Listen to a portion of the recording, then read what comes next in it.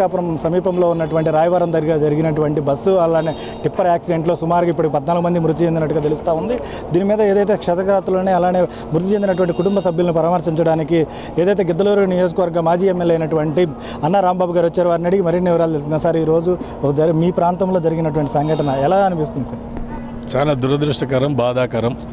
ఈరోజు ఈ ఇన్సిడెంట్ అనేది జరిగి 13-14 మంది చనిపోవడం అనేది చాలా ఇబ్బందికరంగా, బాధాకరంగా ఉన్నింది. ఆ చనిపోయిన వారందరి యొక్క ఆత్మకు శాంతి చేకూరాలని చెప్పేసి భగవంతుని ప్రార్థిస్తూ ఉన్నా. అలాగే వారి కుటుంబ సభ్యులందరికీ కూడా నా ప్రగాఢ సానుభూతిని మార్కాపూర్ నియోజకవర్గ వైఎస్ఆర్ కాంగ్రెస్ పార్టీ తరఫున తెలియపరుస్తూ ఉన్నా. అలానే చూసినట్లయితే ఫిట్నెస్ లేని బస్సు నడపడం వల్లే ఈరోజు ఈ సంఘటన జరిగిందని చెప్పేసి అక్కడ ఉన్నటువంటి ఎవరైతే దాంట్లో ప్రయాణిస్తున్నటువంటి క్షతగాత్రులు చెప్తున్నారు. దాన్ని ఎలా చూడొచ్చు అంటారు? ఇప్పుడు ఫిట్నెస్ అవన్నీ వచ్చేటప్పటికి మనం తెలియక మనం మాట్లాడడం కరెక్ట్ కాదు. ఏది ఏమైనా రవాణా శాఖ వాళ్ళు అవన్నీ కూడా జాగ్రత్తగా చూసుకోవాలి. కేవలం రవాణా శాఖనే కాకుండా నేషనల్ హైవేస్ అథారిటీ వాళ్ళు కూడా దృష్టి సారించాలి. వాళ్ళది కూడా ఇక్కడ పొరపాటు ఉన్నింది. సంవత్సరం 3 నెలల నుంచి ఇప్పటికి 4 సార్లు నేను వాళ్ళను నేషనల్ హైవేస్ వాళ్ళకి రాయవరం దగ్గర రైల్వే ఓవర్ బ్రిడ్జ్ ఆర్ఓబి ఉన్నింది. ఆ ఆర్ఓబి పైన రైలు ఓవర్ బ్రిడ్జ్ పైన టర్నింగ్స్ ఉన్నాయి. దానికి ఇబ్బందులు జరుగుతున్నాయి కాబట్టి, యాక్సిడెంట్లు జరిగి మనుషులు చచ్చిపోతున్నారు కాబట్టి అక్కడ కావాల్సినటువంటి స్పీడ్ బ్రేకర్లో కావాల్సినటువంటి ఇండికేషన్ మార్క్స్ వేయమని చెప్పేసి 4 పర్యాయాలు కోరినాం. అట్లనే ఈ టర్నింగ్ గురించి కూడా తెలియపరిచినాం. కానీ వాళ్ళకు నిమ్మకు నీరెత్తినట్టుగా వాళ్ళు పట్టించుకోకపోవడం అనేది కూడా ఒక దురదృష్టకరం. ఇప్పటికైనా నేషనల్ హైవేస్ అథారిటీ వాళ్ళు ఇటువంటి కీ పాయింట్స్ ఉండే దగ్గర ప్రజల ఇబ్బంది లేకుండా ఉండేదానికోసం సేఫ్టీ మెజర్స్ తీసుకోవాలా అని చెప్పేసి ఎన్హెచ్ వాళ్ళని కూడా డిమాండ్ చేస్తూ ఉన్నా. అలాగే రాష్ట్ర ప్రభుత్వానికి కూడా విజ్ఞప్తి చేస్తూ ఉన్నా.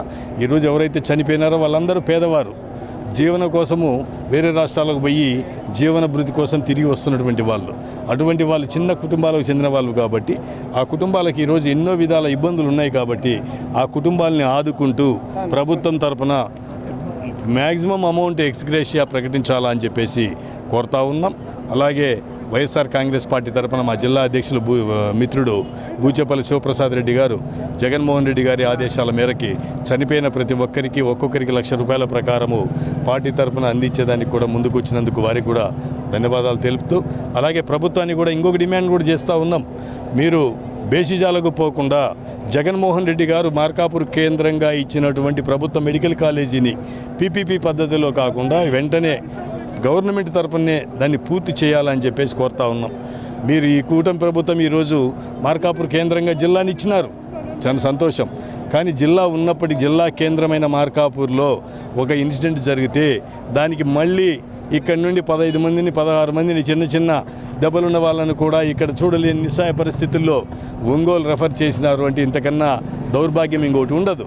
పేరుకేమో జిల్లా కేంద్రం, కానీ ఒక ఇన్సిడెంట్ జరిగితే ఇక్కడి నుండి మళ్ళీ పాత రోజుల ప్రకారమే 100 కిలోమీటర్లు పంపించడం అనేది చాలా దురదృష్టకరం. కాబట్టి ఇప్పటికైనా ఈ కూటమి ప్రభుత్వం బేసిజాలు మానుకొని జగన్మోహన్ రెడ్డి గారు ఏదైతే ప్రభుత్వం తరఫున ఒక ప్రభుత్వ మెడికల్ కాలేజీని ఇచ్చినారో దాన్ని పూర్తి చేసి తద్వారా ప్రభుత్వ మెడికల్ కాలేజీ ద్వారా ఈ ప్రాంత ప్రజానీకానికి మెరుగైన సూపర్ స్పెషాలిటీ వైద్య సేవలు ప్రభుత్వ పరంగానే అందేదానికోసం వారు ముందుకు రావాలని చెప్పేసి కూడా కోరుతూ, మరొక పర్యాయము ఎవరైతే చనిపోయినారో వాళ్ళ కుటుంబ సభ్యులందరికీ కూడా నా ప్రగాఢ సానుభూతిని, చనిపోయిన వాళ్ళకి ఆత్మశాంతికి చేకూరాలని భగవంతుని ప్రార్థిస్తూ సెలవు తీసుకుంటాం. రైట్. ఏదైతే జరిగినటువంటి ఎవరైతే చనిపోయారో వారికి వైఎస్ఆర్సీపీ తరఫున ₹1,00,000 ఎక్స్గ్రేషియా ప్రకటించడం జరిగిందని చెప్పేసి, అలానే ప్రభుత్వం కూడా మంచి మనసు చేసుకొని ఖచ్చితంగా ఎవరైతే చనిపోయిన వారికి అందరూ పేదవాళ్ళు కాబట్టి వారికి మంచి ఎక్స్గ్రేషియా ప్రకటించినట్లయితే వారి ఎవరైతే ఉన్నటువంటి కుటుంబాలైనా బాగుపడతాయని చెప్పేసి అన్నారాం బాబు తెలియజేసినటువంటి పరిస్థితి ఇది. ఇక్కడ తాజా పరిస్థితి. కెమెరామ్యాన్ కరుణాకర్తో మీరావళి, హాస్పిటల్ నుండి.